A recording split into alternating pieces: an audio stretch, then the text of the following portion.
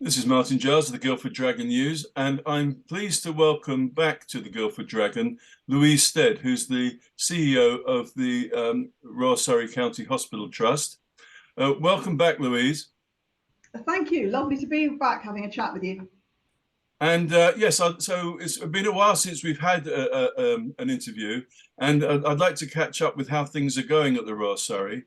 So first of all, how is the Trust coping overall following the various challenges you faced: COVID, staff shortages, waiting times, and industrial action? First of all, COVID. Is that a past event for you now? Not really. In fact, we've got about 25 patients with COVID in the trust today. So although, to be fair, none of those patients are ill with COVID, they're in with other things. So I think we're really, it's great to be back doing what we did before and managing to get through our surgery, and really focusing on how we can bring down our waiting lists. But the issues around infection control and COVID still remain with us, and of course we need to be mindful of that as we go into winter. Is it a pandemic? Do you feel better prepared for pandemics generally now because of COVID? I think we feel better prepared for, sort of large scale infectious diseases. We're really hoping that we wouldn't go back to that again. So, but I think generally, yes, we all, the NHS in general has learned so much from the COVID pandemic. Yes. What about staff shortages? What's the situation there at the Royal Surrey? So, I think everyone has got some elements of staff shortages. You've probably seen that the NHS has produced a new workforce plan, and that's really looking at how we train people in different ways. It's looking at apprenticeships. I think we're doing a lot of work on sort of health and well-being and trying to make sure that, we retain our staff and we look after them as well as we can. I think lots of people, after COVID, people thought, is this really for me long term? Do I want to look at doing something else? And we've spent quite a lot of time looking at sort of, clinics for our staff who might want to work in a different area, particularly nurses. Right. And I think that's one of the benefits of the NHS, isn't it? You can work in so many different places that yes. Even if you think, I don't want to work on a respiratory ward anymore, COVID's really changed my outlook, but you might want to work in outpatients, or you might want to work in a completely different area. And we're really trying to sort of facilitate some of that movement around. Okay. And what about waiting times? Are the queues going down or staying the same? Well, the queues were going down. Obviously, industrial action hasn't helped that. Right. Every time we have industrial action, we cancel a lot of clinics or some operating. I think that, as you know, Martin, we've talked about this before, we are a cancer centre. So what that means is that we have a lot of cancer surgery here. Therefore, some of our waiting lists for more benign surgery tends to be longer than some other trusts, but we are working as hard as we can to get those down. And we've all been told that we have to have no patients waiting over 65 weeks by the end of March next year. Right, and is that achievable in your view at the Royal Surrey? It's going to be a stretch if we keep having industrial action. I see. Okay, so let's move on to the industrial action then. That is still, it's not all resolved, is it? I think some of them have settled, but not all of them. Is that correct? That's right, yes. Junior doctors haven't settled, consultants haven't settled, radiographers haven't settled. And I think the RCN is going back out to ballot its members again. So yes, it's incredibly time-consuming and difficult to cover all of those areas, particularly the strikes we have coming up in the next couple of weeks, which of course are during holiday period. So that compounds the people we have around to cover those. So it is a difficult time. You must feel torn, because on one side you must feel for the interests of your staff, on the other side for the interests of the patients in getting the treatment on time. I guess that's difficult for you. It is really difficult, but we have to remember that the argument the argument is with the government, not with the management of the individual hospitals in the NHS. I think that the conversation which has been in the political arena around Christmas Day cover is absolutely fine if we have the same level of patients as Christmas Day, but that isn't the way it works. So it is challenging just even to make sure that our emergency department is appropriately covered, let alone the rest of the trust. Okay. Now, I can recall in the past, I knew someone who worked on the one of the bodies at the hospital who kept telling me that the patient feedback figures were very good and that he wished the hospital publicized them more. Are they still good? And if they are, why don't you publicize them more? So yeah, patient feedback is generally very good. And actually that's a really valid question. So when we get compliments in from the public, we tend to share them with the departments involved, but we don't actually do an awful lot more with them. Whereas our complaints we publish on our website. So I suppose I haven't really thought about it quite like that. I think that there is something called care opinion, where people can put in their thoughts about the hospital. A lot of that is very positive, and that's out there for anyone to look at. We're also doing some work with a company called Pep Health, who collect online feedback in real time. So that gives us a better idea of what people are putting on social media.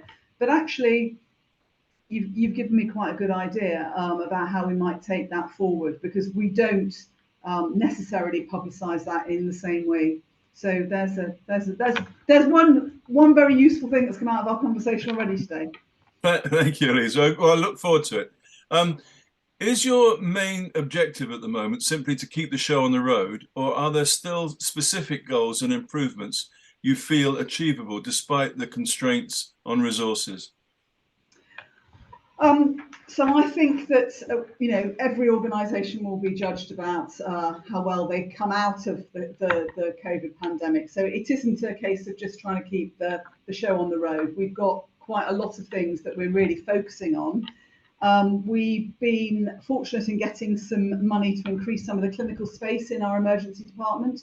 As you know, the numbers of patients coming through A&Es have gone up and continue to go up. So that will start, building work for that will start next week, and that's really exciting for the people who work in that area.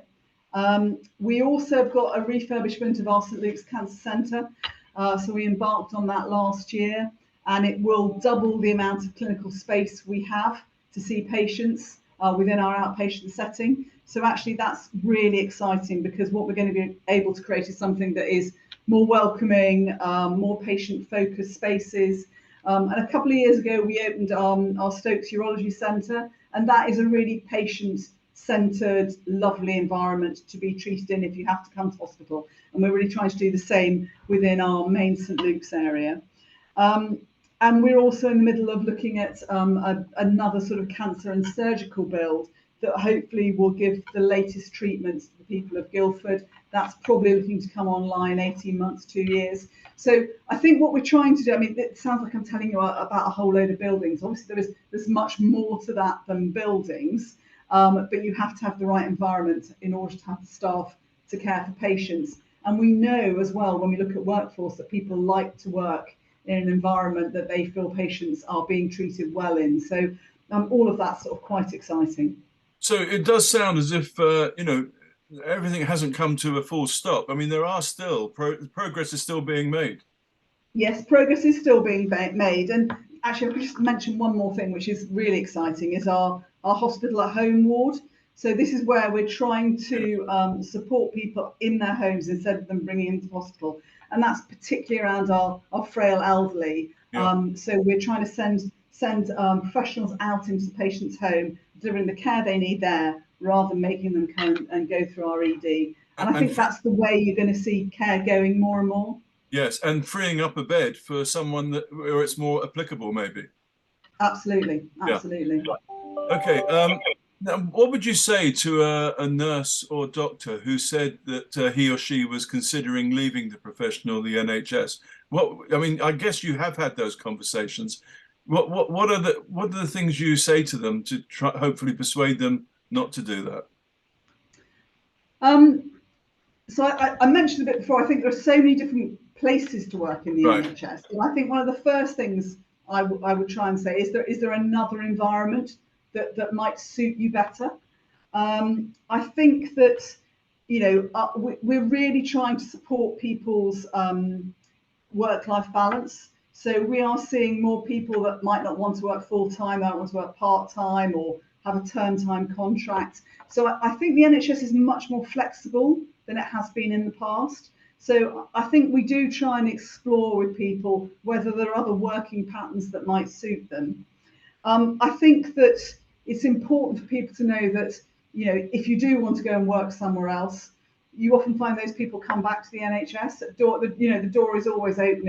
If you feel that there's something else you want to do, and I think particularly with some of the younger staff, they're going to have 3 or 4 maybe careers in their life, and they might start off doing something, go and do something else, and then come back. I think that often people go into medicine or nursing because they really want to make a difference. I think that post-COVID, people have become a little burnt out, I think, in some cases. Yeah. And maybe it is a case that time in a different environment might make them, just reevaluate, and then they might come back. I think it's all about really trying to emphasise that, you haven't burnt your boats if you leave the hospital now, that there are always going to be jobs and changing jobs. I mean, if I look at some of the jobs we've got, sort of, the chief nurse clinical information officer, I mean, that job didn't exist 5 years ago.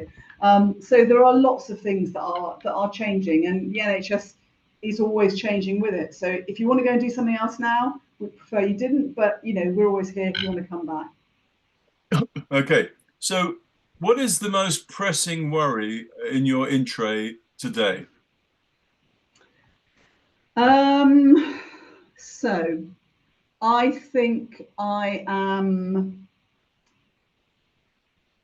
concerned about the level of stress that our staff are living through. We are trying to recover from a pandemic. We are trying to get as much work through as we possibly can. I think that it is difficult always to get the staff you need. Sometimes we're very reliant on bank staff and agency staff. And I think, well, as I'm planning for a strike next week, that has to be the biggest thing that's in my inbox Right. at the moment, if I'm really honest with you. Okay. So what can the local community do to support your work? What is there anything behaviorally they can do, or do they need to donate to something, or what's the thing they can do to help you and the hospital? And I think the most important thing is just to go to the right place for your care. So, if it's always come and seek help if you need care. But it may be that, if you can't immediately get an appointment, say, for example, with your GP, A&E might not be the right place to come. NHS 111 are really good. As you know, we've expanded our minor injuries unit at Hazelmere. That's now open 7 days a week, and that can deal with minor illnesses and injuries. But I think that's the most important thing is to go to the right place for the care. And actually, community pharmacies are doing an amazing job now in helping clients and patients with some sort of immediate healthcare for less urgent issues. Now, you mentioned A&E there, and I know that is one area that has more challenges within the trust than others. Is it just because there is a higher level of attendance, or are people less patient? What is the problem there? I think we do have a higher level of attendances than we've seen in previous years. It tends to go up incrementally, and it tends to go up as we go into winter.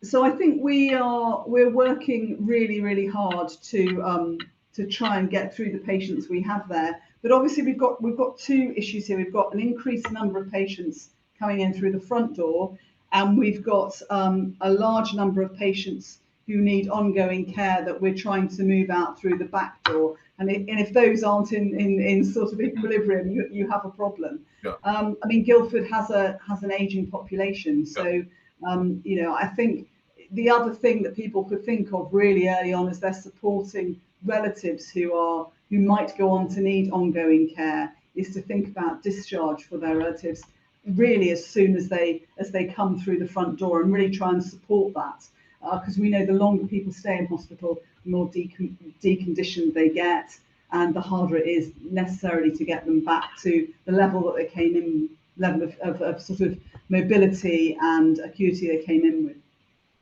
Now we hear of horror stories about incidents where people come into A&E under the influence of drink or drugs and abuse the staff. Is that a commonplace occurrence or not?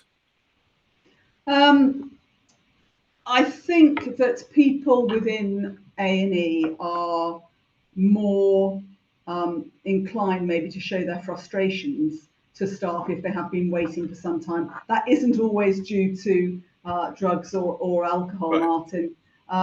But you know, all I would ask is that everybody is trying to do the very best they can. I think there is a perception, if you don't see anybody moving from the waiting room, that nothing is happening. Of course, what you don't see in the waiting room is all the patients coming in by ambulance, and obviously they take priority with the very nature they've come in by ambulance. So there is often a perception that, you know, nobody's doing anything, no one's been called, therefore, you know, no one can be doing any work, and that is so far from the truth. As part of the triage, are you allowed to recommend that people actually go and phone 111 straight away before going into A&E? I mean, we do recommend that if that seems like a good way forward. But obviously, by the time you've got here and parked your car, most people would say, well, I think I'll sit here and prefer to wait. And that is the problem, because you might then have a long wait, because people with greater need will be seen before you. Okay. Right. Well, finally, Louise, what I want to say is I've actually recently received treatment at the Royal Surrey County Hospital, because back in the spring, I had sciatica, and that led to me having my prostate checked, and they've discovered that I have got cancer of the prostate, but very thankfully they've caught it early. But what I want to say is how grateful I was for the treatment I received very promptly at the hospital. Everyone was very caring. Not only was the treatment seemed technically very good, the attitude of the staff was excellent, in my opinion, and the way they explained things, so that, you know, I was fully could understand everything and welcome questions, etc. So I would like to give a personal thank you, but also I would like to encourage other men to get their prostates checked, because I had no other symptoms. And it wasn't that the prostate was enlarged with me. So, you know, it is a thing that us men do need to be aware of and get checked. No, well, you're absolutely right. And in fact, one of the things we're launching this year is a man van that's going to go around and do it, you know, encourage people to have their prostate checked. And in fact, it's being launched. We have a community open day on the 23rd of September. Which we're going to invite our local community to come in, find out more about the trust and what it does. We're going to have lots of interactive activities, so it's for the whole family, and there'll be health checks then. There'll be sort of life-saving skills, and the man van will be launched on that day. So I would encourage any of your listeners who'd like to come along to do that. So between 10 and 3 on the 23rd of September.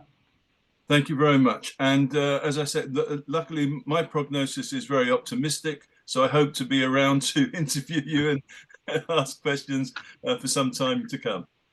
I'm sure you will, Martin. Thank you very much. And thank you for your kind words about the service. Oh, no, you're just my honest opinion. Thank you very much. Bye-bye. Okay, thanks a lot.